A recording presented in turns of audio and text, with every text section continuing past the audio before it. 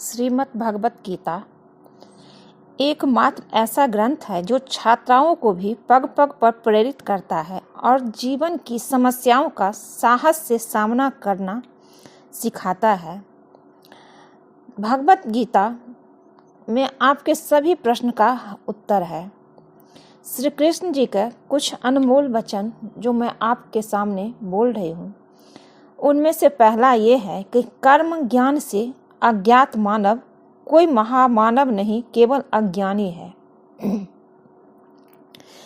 मोह बंधन ही मानव को पथ से भटकाते हैं। सफलता के लिए सन्मार्ग पर चलना अनिवार्य है। योगियों की भांति ही ध्यान केंद्रित करना सीखे, जहाँ स्वार्थ का कोई स्थान ना हो। मनुष्य जैसा आहार लेता है वैसा ही वो बन जाते हैं। मनुष्य जैसा आहार लेता है वैसे ही उनके विचार बन जाते हैं। सफलता उसी को मिलती है जिसका स्वयं की इंद्रियों पर बस हो। यदि परिस्थितियां आपके हक में नहीं है तो विश्वास कीजिए, कुछ बेहतर आपकी तलाश में है। हर प्राणी के जीवन में परीक्षा का समय आता है। इसका अर्थ यह नहीं है कि निराश हो जाए आप। दूसरे की कामयाबी से जलना क्यों है? आपका परिश्रम ही आपको सफल बनाता है। जीत हो या हार, दोनों का सामना करना सीखे, क्योंकि दोनों में ही ईश्वर की इच्छा होती है। मन की परेशानी या समय की हैरानी का एक ही हल है कि आप अपने सवालों के जवाबों के पीछे ऐसे पड़ जाए जैसे आप एक हठ योगी हो।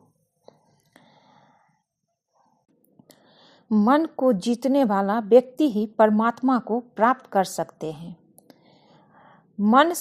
शांत मन से ही लक्ष्य की प्राप्ति की जाती है। मन की अशांति से मानव का पतन होता है। निस्वार्थ भाव से की गई सेवा या दान ही सात्विक गुण का आधार होता है। सात्विकता से ही संसार को ऊर्जा प्राप्त करता है। क्रोध, लालच और वासना यही नरक के द्वार है, क्योंकि यह मानव के पतन का मुख्य कारण होते हैं। ईश्वर का रूप केवल उतना ही नहीं जितना हम और आप समझते हैं। सृष्टि के हर कण कण में परमात्मा की उपस्थिति होती है। सृष्टि के हर कण का एक विशेष गुण होता है, जिसका आधार स्वयं श्री हरि नारायण होते हैं। अति से ज्यादा खाना खाने वाला मानव आलस के रथ का सारथी बनता है। एक योगी की यही पहचान होती है कि वो कम खाते हैं और हरि की महिमा गाते हैं। श्री कृष्ण की तमस है, वही ज्ञान का प्रकाश है। नारायण ही सृष्टि सारी श्री हरि हरि की आशाओं का आकाश है। स्वर्ग और नरक क्रम के तराजू पर समान रूप से तौलते हैं। इन्हीं के आधारों पर आत्मा की गति होती है। चंचल मन इच्छाओं को त्याग करने वाले व्यक्ति ही परमात्मा के हृदय में वास करते हैं। श्रीमद् भगवत गीता एक ऐसा ग्रंथ है जिसमें मानव के मन के प्रश्नों के उत्तर श्री नारायण की वाणी से उत्पन्न हो रहे हैं। संयम से बाहर निकलकर कर्म को पहचानने वाला व्यक्ति ही सर्वश्रेष्ठ कहलाता है। योगियों की यही पहचान होती है कि उनकी इंद्रियां उनके अधीन होती है। भय मुक्त होता है वो प्राणी जो परमात्मा की इच्छा को अपने लिए आदेश मानकर चलता है। चिंताओं को चिता को दाग वही प्राणी देता है जो पूर्णतः मन भाव से स्थिर हो जाता है। सच्ची श्रद्धा और परमात्मा के प्रति समर्पण तभी सफल माना जाता है जब उसमें कोई शंका ना हो। जीवन में अपने पथ से भटकने वाला व्यक्ति कभी भी परमात्मा की प्राप्ति नहीं कर सकता, फिर चाहे वो कितना भी कुछ क्यों न कर ले। भय होने पर मन की स्थिति भयानक हो जाती है। वीर वही जो कर्म ज्ञान का अनुसरण करता हो। सृष्टि में हर जीव के हृदय में नारायण का ही वास है। मनुष्य को चाहिए तो वो अपने भीतर के नारायण को स्वरूप जाने। जब कभी भी सृष्टि पापियों के पाप से आतंकित होती है, तब नारायण इस धरती पर धर्म बचाने, सृष्टि को संस्कृति, ज्ञान और मानवता के संरक्षण के लिए अवतार लेते हैं। परमात्मा की लीलाओं को जिसने शून्य होकर जान लिया, उसने जीवन के अनंत ज्ञान की प्राप्ति कर ली। राजसी, तामसी और सात्विक के आधार पर ही मानव के गुण, प्रकृति और व्यवहार का निर्धारण होता है। जीवन का एक ही सार होता है, श्रीमद् भगवत गीता। यही सार यदि जीवन का आधार बन जाए तो जीवन सफल बन जाता है। सकारात्मक सोच पर भगवत गीता के उद्धरणों की अवधारणा इनकी व्यापक आध्यात्मिक शिक्षाओं से जटिल रूप से जुड़ी हुई है। यह आंतरिक शांति, आत्म जागरूक और जीवन के प्रति संतुलित दृष्टिकोण पर जोर देने वाला एक दृष्टिकोण प्रस्तुत करता है। सकारात्मक सोच को परिभाषित करना भगवत गीता में सकारात्मक सोच को मन की एक ऐसी स्थिति के रूप में देखा जाता है जिसे कुछ आध्यात्मिक सिद्धांतों को समझकर और उनका अभ्यास करके प्राप्त किया जा सकता है। यह बाहरी परिस्थितियों की परवाह किए बिना आंतरिक शांति और संतुलन बनाए रखने के बारे में है। इसमें जीवन की चुनौतियों को स्वीकार करना, सफलता और असफलता की क्षणभंगुर प्रकृति को समझना और अपने भीतर संतोष पाना शामिल है। प्रासंगिकता और अनुप्रयोग भगवत गीता की शिक्षाएं सकारात्मक सोच की अवधारणा के लिए विशेष रूप से प्रासंगिक है। वे व्यक्तियों को परिणाम से लगाव के बिना अपने कर्तव्यों और कार्यों को ध्यान केंद्रित करने के लिए प्रोत्साहित करते हैं। सकारात्मक दृष्टिकोण बनाए रखने के मार्ग के रूप में देखा जाता है, क्योंकि यह परिणामों के बारे में चिंता और तनाव पर काबू पाने में मदद करता है। सकारात्मक सोच के लिए गीता का दृष्टिकोण आत्म प्रतिबिंब, आत्मनियंत्रण और बड़े ब्रह्मांडीय क्रम को समझने में गहराई से निहित है। भगवत गीता, जिसे अक्सर गीता कहा जाता है, 700 श्लोकों वाला पवित्र हिंदू धर्म ग्रंथ है जो भारतीय महाकाव्य महाभारत का हिस्सा है। यह अर्जुन और भगवान श्री कृष्ण के बीच की बातचीत है जो उनके सारथी है। यह पवित्र ग्रंथ अपनी गहन आध्यात्मिक गहराइयों के लिए प्रसिद्ध है और हिंदू दर्शन और भारतीय साहित्य में आधारशिला बन गया है। गीता युद्ध के लिए तैयार होने के दौरान अर्जुन के नैतिक और दार्शनिक दुविधाओं को संबोधित करती है। यह एक धार्मिक ग्रंथ और आध्यात्मिक मार्गदर्शक है जो मनुष्य के संघर्षों पर चर्चा करता है और गहन बुद्धिमान अंतर्दृष्टि प्रदान करता है। गीता की शिक्षाएं कर्तव्य, धार्मिकता, निस्वार्थ और वास्तविकता की प्रकृति जैसी आवश्यक अवधारणाओं के इर्द गिर्द घूमती है। सांस्कृतिक महत्व भगवत गीता अपने तात्कालिक सांस्कृतिक और धार्मिक संदर्भ से परे है और भारतीय समाज के विभिन्न पहलुओं पर इनका गहरा प्रभाव है। इसने दुनिया भर के कई लोगों का कल्याण किया है, सारी दुनिया का कल्याण किया है। जो इसे समझ लिया है उनका जीवन सुधर गया है। भगवत गीता में श्री कृष्ण जी कहते हैं, जिसने अपने मन पर विजय पा ली है उसके लिए मन सबसे अच्छा मित्र है, लेकिन जो ऐसा करने में असफल रहा है उसके लिए मन सबसे बड़ा शत्रु है। इंद्रियों से प्राप्त सुख प्रारंभ में अमृत के समान प्रतीत होता है, किंतु अंत में वो विष के समान कड़वा होता है। अपना मन अपने काम पर लगाओ और उसके प्रतिफल पर कभी मत लगाओ। परिणामों से अलगाव के मूल्य पर बल देते हुए यह उद्धरण पुरस्कार नहीं बल्कि कार्य पर केंद्रित करने की वकालत करता है। जो कुछ भी मिलता है उसे संतुष्ट रहता है, आसक्ति रहित रहता है, कुछ न मिलने पर भी निराश नहीं होता, वही बुद्धिमान है। शांति, सौम्यता, मौन, आत्मसंयम और पवित्रता ये मन के अनुशासन है। जैसे तेज हवा पानी पर चलती नाव को बहा ले जाती है, वैसे ही इंद्रियों को घूमती हुई दुनिया में से एक जिस पर मन केंद्रित होता है, मनुष्य की बुद्धि को बहा ले जाती है। जो व्यक्ति कर्म में अकर्म और अकर्म में कर्म देखता है, वो मनुष्यों में बुद्धिमान है। जब ध्यान से निपुणता आ जाती है तो मन वायुहीन स्थान में दीपक की लौ की तरह अविचल रहता है। गीता मन को स्थिर करने के लिए ध्यान के गुणों की प्रशंसा करती है। जो संदेह करता है उसके लिए न तो यह लोक, न परलोक और न ही कोई सुख है। संदेह को आध्यात्मिक और मानसिक शांति में बाधा के रूप में देखा जाता है। संदेह नहीं करना चाहिए। एक व्यक्ति अपने मन के प्रयासों के ऊपर उठ सकता है या उसी तरह खुद को नीचे गिरा सकता है, क्योंकि हर व्यक्ति अपना दोस्त या दुश्मन खुद होता है। यह व्यक्ति की मानसिकता को जीवन को आकार देने में आत्म प्रयास और व्यक्तिगत जिम्मेदारी पर जोर देता है। जिसने मन को बस में कर लिया, वो सर्दी, गर्मी, सुख, दुख, मान, अपमान में भी शांत रहता है। आंतरिक शांति सभी परिस्थितियों में समभाव से आती है। जो आत्मसंयमी आत्मा आसक्ति या घृणा से मुक्त होकर इंद्रिय विषयों के बीच विचरण करता है, वो शाश्वत शांति प्राप्त करता है।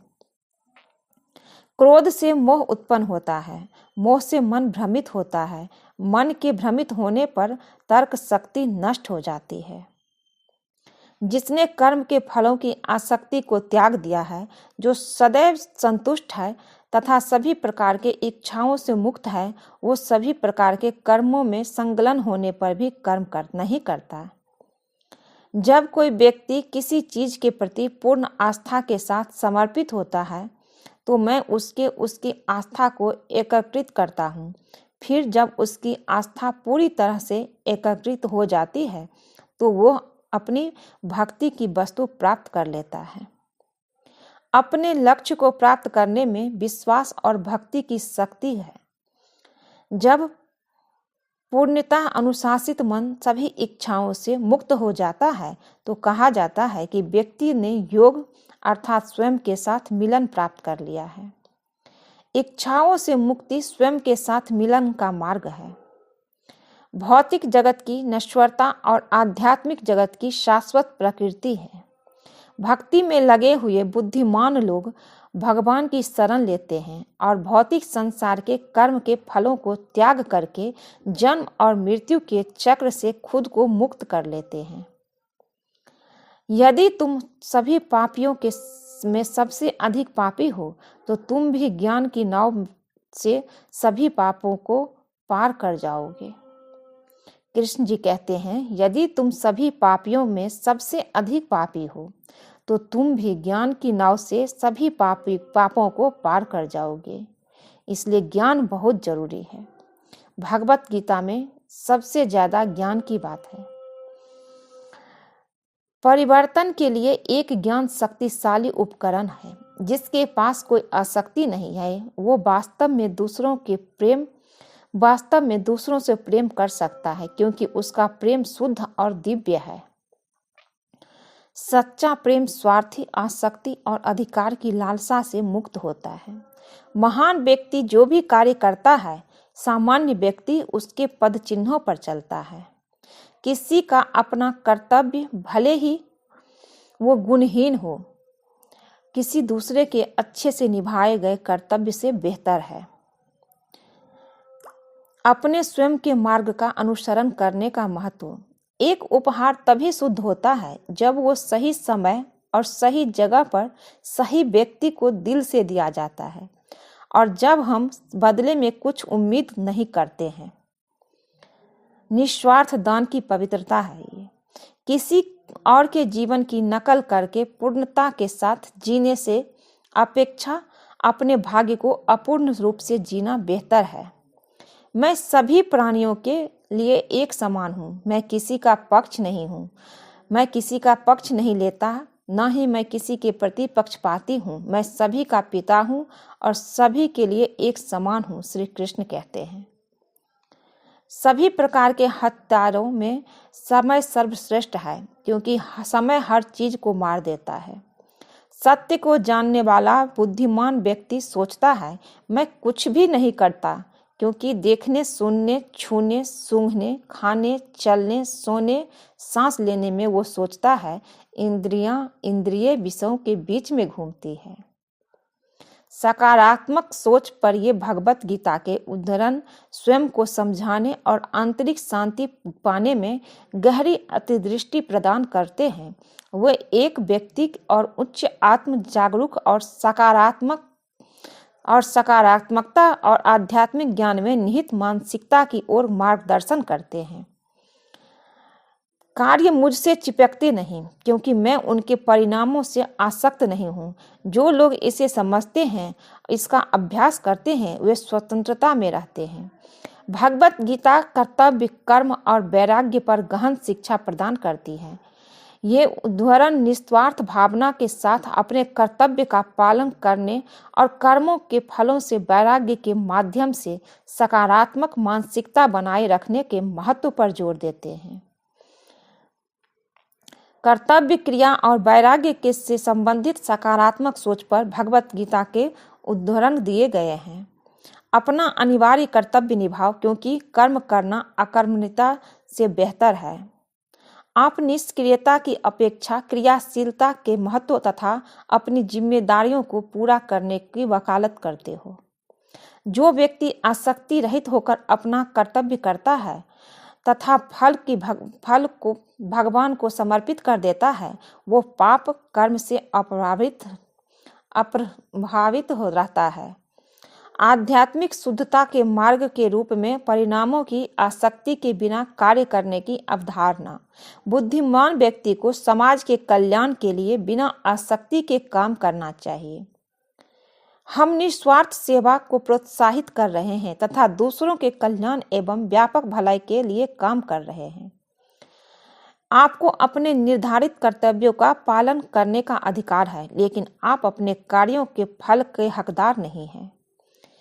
कृष्ण कहते हैं, हे कुंती पुत्र, तुम जो कुछ भी करते हो, जो कुछ भी खाते हो, जो कुछ भी अर्पण करते हो, दान करते हो तथा जो भी तपस्या करते हो, उसे मुझे अर्पण करो।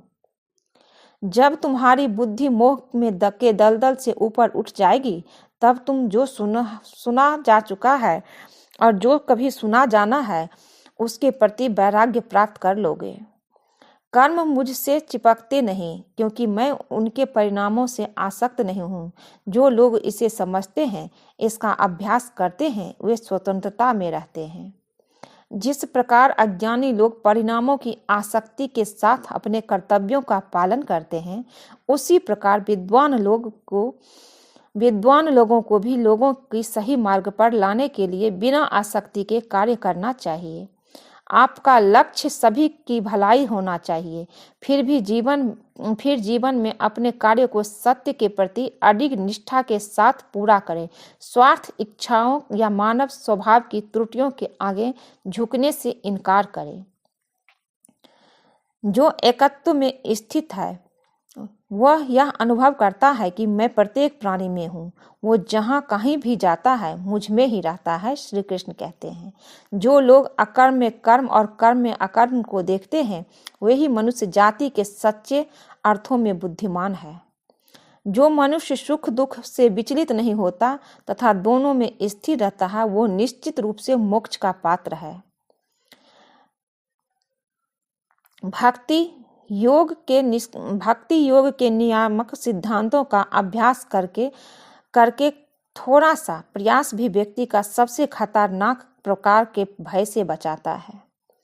विष्णु के लिए यज्ञ के रूप में किया गया कार्य अवश्य किया जाना चाहिए, कि अन्यथा कार्य व्यक्ति को इस भौतिक संसार में बांध देता है। जो लोग क्रोध और सभी भौतिक इच्छाओं से मुक्त है जो आत्म साक्षरता प्राप्त कर चुके हैं, आत्म अनुशासित है और पूर्णता के लिए निरंतर प्रयास करते रहते हैं, उन्हें निकट भविष्य में परम मोक्ष की प्राप्ति सुनिश्चित है। भक्ति में लगा हुआ व्यक्ति इस जीवन में भी अच्छे और बुरे दोनों कर्मों से मुक्त हो जाता है। इसलिए योग के लिए प्रयास करो, जो सभी कर्मों की कला है। भक्ति सेवा की परिवर्तनकारी शक्ति है। ऐसा कोई कर्म नहीं जो मुझे प्रभावित करता हो और न ही मैं कर्म के फल की आकांक्षा रखता हूँ। जो अपने आप प्राप्त होने वाला लाभ से संतुष्ट रहता है, जो दैत्य से मुक्त और ईर्ष्या नहीं करता, जो सफलता और असफलता दोनों में स्थिर रहता है, वो कर्म करते हुए भी उलझता नहीं है। श्री कृष्ण कहते हैं, योग को कार्यों के कुशल निष्पादन के रूप में परिभाषित करना। अज्ञानी लोग अपने लाभ के लिए काम करते हैं। अर्जुन, बुद्धिमान लोग अपने बारे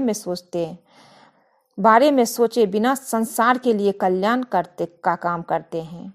कर्म में विरत रहने से कोई भी व्यक्ति कर्म से मुक्ति प्राप्त नहीं कर सकता और न ही केवल कर्म का परित्याग करने से कोई पूर्णता प्राप्त कर सकता है। जो आसक्ति से रहित है, जो अच्छाई प्राप्त होने पर प्रसन्न नहीं होता और बुराई प्राप्त होने पर शोक नहीं करता, वो पूर्ण ज्ञान में दृढ़तापूर्वक स्थित है। जो व्यक्ति कर्म के फलों के प्रति स्वार्थी आसक्ति से दूर रहता है और सदैव संतुष्ट रहता है तथा सभी प्रकार के उपकर्मों में संलग्न रहते हुए भी किसी पर निर्भर नहीं रहता, ऐसा व्यक्ति, हे राजन, संन्यास आश्रम में स्थित कहा जाता है। किसी दूसरे के व्यवसाय को स्वीकार करके उसे पूर्णत करने की अपेक्षा अपना स्वयं का व्यवसाय करना बेहतर है, भले ही वो अपूर्ण रूप से क्यों ना हो। कर्म फलों को त्याग ध्यान से श्रेष्ठ है, ध्यान ज्ञान से श्रेष्ठ है तथा ज्ञान यज्ञों से श्रेष्ठ है। सकारात्मक सोच पर यह भगवत गीता के उद्धरण पुराने या नए तरीकों से अलग रहने और निस्वार्थ भाव से अपने कर्तव्य को निभाने के गहन पर जोर देते हैं। ये व्यक्तियों को सकारात्मक सोच की मानसिकता और मार्गदर्शन करते हैं, जो इस समझ पर आधारित है कि सच्ची संतुष्टि निस्वार्थ कर्म और अपने प्रयासों के परिणाम के प्रति निष्पक्ष दृष्टिकोण से आती है। आज के लिए बस इतना ही दोस्तों। अगर ये वीडियो अच्छा लगे तो प्लीज़ चैनल को लाइक कीजिए, शेयर कीजिए और सब्सक्राइब कीजिए। स्वस्थ रहिए, खुश रहिए। श्री कृष्ण जी की कृपा आप पे सदैव बनी रहे। मिलती हूँ एक नई वीडियो में। जय श्री कृष्ण।